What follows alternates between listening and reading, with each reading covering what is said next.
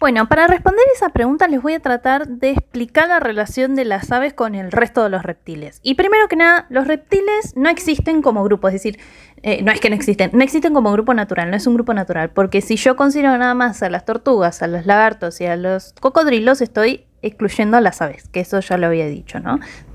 Primero que nada estamos hablando de amniotas, es decir, aquellos que ponen este tipo de huevos que tienen un embrión cubierto con diferentes capas embrionales y una cáscara que lo protege del ambiente exterior y a su vez lo nutre para que él pueda desarrollarse y crezca y nazca. Y después se clasifican los amniotas por su estructura craneal, es decir, según las fenestras que tienen en el cráneo, que es un espacio detrás de la órbita que permite la inserción de musculatura. Y tenemos, por ejemplo, el cráneo sin ábsido, que tiene una sola fenestra superior, un cráneo de ábsido que tiene ambas fenestras y un cráneo anábsido que no tiene fenestras.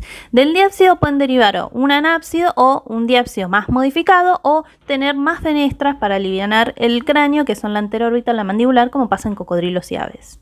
Entonces, todos los amniotas se dividen principalmente en dos grupos. Los sinápsidos, que son los que tienen el cráneo sinápsido y tienen piel glandular sin escamas queratínicas, y los saurópsidos, que sí tienen camas de queratina.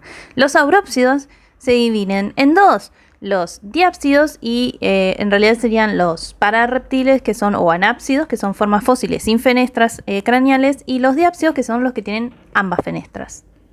Y bueno, después tenemos la división de diápsidos. Bueno, como pueden ver, las tortugas es medio controversial donde están. Se cree ahora igual que están más relacionados con los arcosaurios, pero bueno, no importa.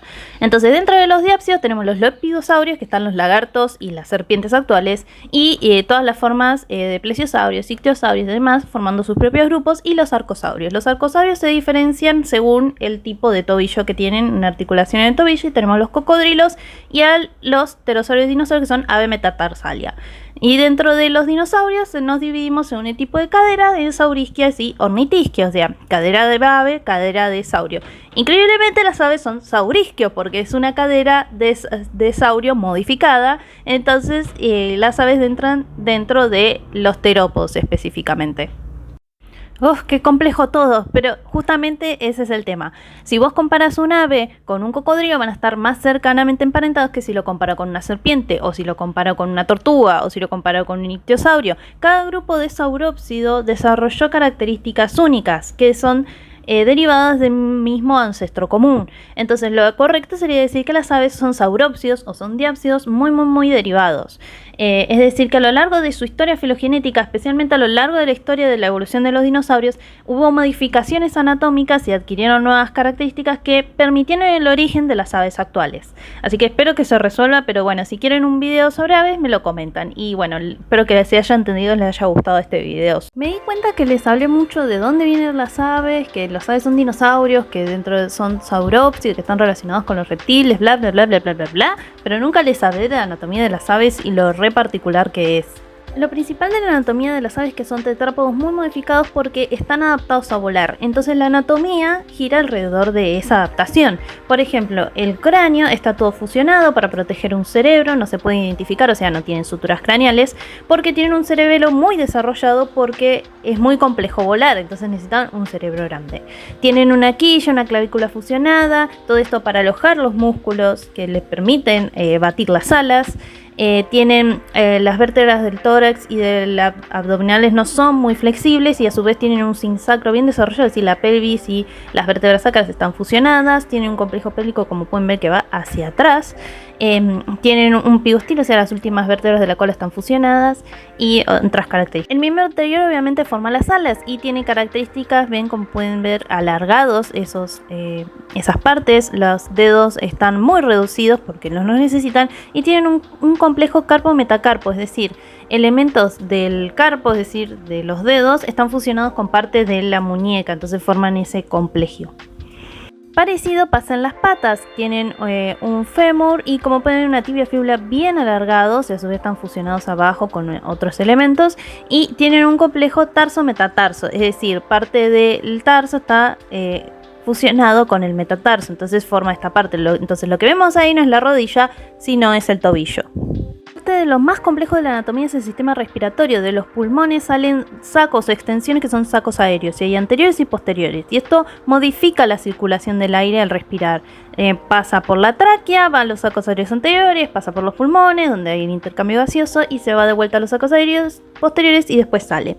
A su vez, de los sacos aéreos hay proyecciones que entran dentro de los huesos del ave, lo que produce que sean más livianos, y esta condición se lo denomina neumaticidad. Y capaz la han leído como que las aves tienen huesos huecos.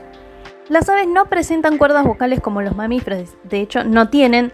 Pueden cantar porque existe una estructura que se llama siringe, que se ubica debajo de la tráquea, en la parte más baja de la tráquea, justo cuando se divide hacia los bronquios pulmonares, y son complejas membranas y anillos engrosados de cartílago de la misma tráquea, que al pasar el aire las vibraciones permiten el canto. Y como está justo cerca de esa bifurcación, las aves pueden producir varios sonidos al mismo tiempo y sobre todo imitar sonidos. Para las plumitas y para qué características comparten con los dinosaurios, porque hay cosas muy interesantes ahí, va en una parte 2. Parte 2 de anatomía de aves, y que me quedan cosas que decir, y sobre todo porque les muestro este grafiquito de acá que me gusta mucho sobre la evolución de dinosaurios y de aves, y es que todas estas formas las dibujaron con plumas.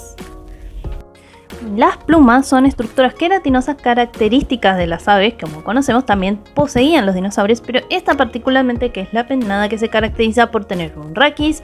El raquis tiene barbas, las barbas tienen barbillas, y las barbillas tienen como esos ganchitos o espinitas que lo hacen que cada barbilla se pueda unir a la siguiente, ¿no? Y eso forma una lámina entera. Entonces yo, cuando ven esta pluma despeinada que tengo acá, si yo hago esto,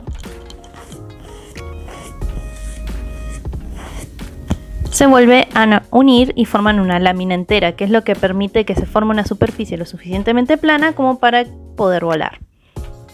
Como sabemos, muchos dinosaurios no avianos también tenían plumas. Incluso hay registros de pterosaurios con plumas más simples, ya que eran como pelitos.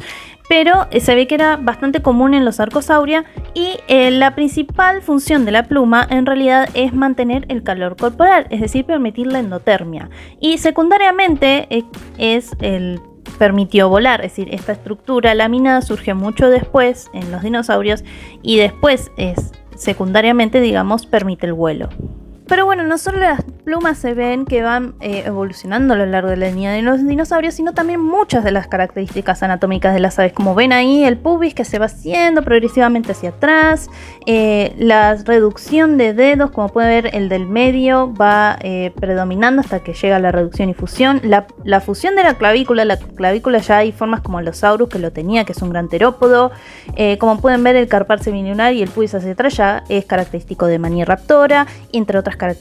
Estoy hablando incluso de que tenían el mismo sistema respiratorio, es decir, tenían sacos aéreos anteriores, como lo ven ahí en verde, y los azules son los posteriores, y todos estos se ven marcados en toda la estructura ósea de los dinosaurios. Por ejemplo, hay un enterópodo en las vértebras, en las costillas, en la cadera, en el cráneo. O sea, las proyecciones de los sacos aéreos que generan neumaticidad se ven a lo largo de todo dinosaurio.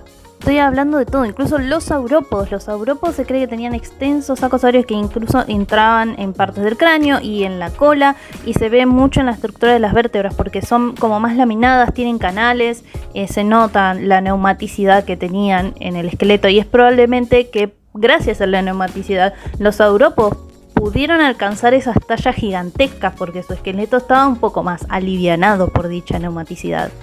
Entonces podemos ver cómo todas estas características van evolucionando y se van modificando a lo largo de la línea de todo dinosaurio, y terminan o culminan en lo que conocemos hoy como aves. Espero que se haya entendido este video doble sobre aves.